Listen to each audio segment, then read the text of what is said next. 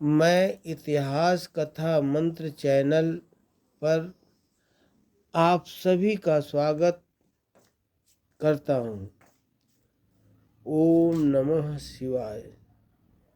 मैं मत्स्येंद्र नाथ के शिष्य श्री गोरखनाथ के जन्म की कथा सुनाने जा रहा हूँ। कथा इस प्रकार है, इसे सुनिए। मत्स्येंद्र नाथ कुछ समय बाद बंगाल के चंद्रगिरी नामक नगर में जा पहुँचे।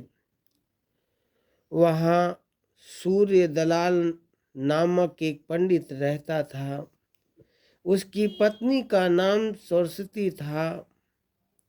वह पतिव्रता तो थी ही, लेकिन संतानहीन भी थी। एक दिन उसके घर पर मत्स्येंद्र नाथ बगल में मृगछाला बाएं हाथ में चिमटा दबाए दाएं हाथ में कमंडल लिए अलग अलग करते जा पहुँचे। जब सरस्वती ने घर के भीतर से उनका अलग अलग शब्द सुना तो एक पात्र में अन्न भरकर द्वार पर आ पहुँची। वहाँ उसने मत्स्येंद्र नाथ को खड़े पाया। सरस्वती मत्स्येंद्र नाथ के कमंडल में भिक्षा डालकर चरण स्पर्श करने लगी।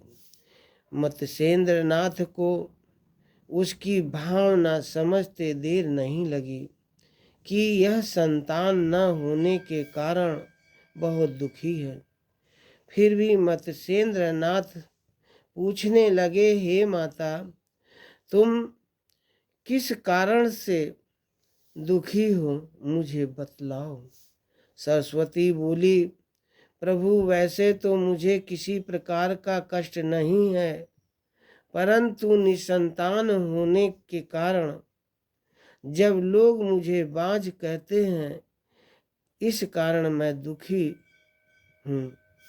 मत्स्येंद्र नाथ सरस्वती की वाणी सुनकर प्रसन्न हो गए और सरस्वती से अपना हाथ आगे करने को कहा। सरस्वती के हाथ आगे करने पर उन्होंने अपनी झोली से विभूति निकालकर कहा कि इस विभूति को ऋतु स्नान के उपरांत खीर के साथ भक्षण कर लेना। तुम्हारे यहाँ अंशी अवतार होगा जो रिद्धि सिद्धि का स्वामी होगा। मैं 12 वर्ष बाद फिर आऊँगा। सरस्वती ने मत्स्येंद्र नाथ से विभूति लेकर ताक में रख दी और संकल्प किया कि वह ऋतुकाल के पश्चात विभूति का अवश्य भक्षण करेगी। पर विधाता को तो कुछ और ही मंजूर था। सरस्वती को उसकी सहेलियों ने गुमराह कर दिया और उसने विभूति भक्षण का विचार त्याग दिया। उसने मत्स्येंद्र नाथ की दी हुई विभूति को गांव के गोबर के गड्ढे में डाल दिया। उस सिद्धि विभूति ने अपना प्रभाव दिखाया और गोबर के गड्ढे में ही एक बालक का जन्म हो गया। इस प्रकार लगभग 12 वर्ष व्यतीत हो गए। इधर मत्स्येंद्र नाथ अपने वचन के अनुसार सरस्वती के दरवाजे पर अलख जगाते आ पहुँचे। दरवाजे में प्रवेश करते ही उन्होंने सोचा कि इस घर की स्त्री का बालक अब तक युवा हो गया होगा। उधर सरस्वती श्रद्धा अनुसार भिक्षा लाई तो 12 वर्ष पहले वाले योगी को दरवाजे पर खड़े पाया। सरस्वती को उन्हें पहचानते देर नहीं लगी। वह भिक्षा को पात्र में डालकर तुरंत वापस चलने लगी। तो मत्स्येंद्रनाथ ने पूछा, हे माते, अब तो तुम्हारा पुत्र काफी बड़ा हो गया होगा, क्या मुझसे आशीर्वाद नहीं दिलवाओगी?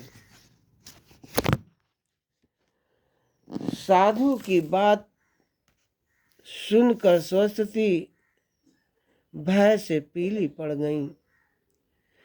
उसने चुप्पी साध ली। सरस्वती को मौन देखकर मत्स्येंद्र ने पूछा, हे माता, क्या संतान पैदा ही नहीं हुई अथवा पैदा होकर नष्ट हो गई? कुछ तो उत्तर दो। अंततः सरस्वती को सारा वृत्तांत ठीक ठीक बतलाना पड़ा। तब मत्स्येंद्रनाथ ने उस गड्ढे के पास गए और उसमें झांक कर कहा, हे वत्स, अगर तुम्हारा जन्म हो गया हो तो बाहर निकल आओ। उसी वक्त गड्ढे के भीतर से उत्तर मिला, गुरुजी, मैं यहाँ गड्ढे के भीतर बैठा हूँ। मेरे ऊपर कूड़े करकट का इतना ढेर है कि मेरे लिए बाहर निकलना असंभव है। आप कृपया उसे हटवा कर मुझे बाहर निकलवा लें। यह देख सरस्वती व अन्य लोगों को बड़ा आश्चर्य हुआ।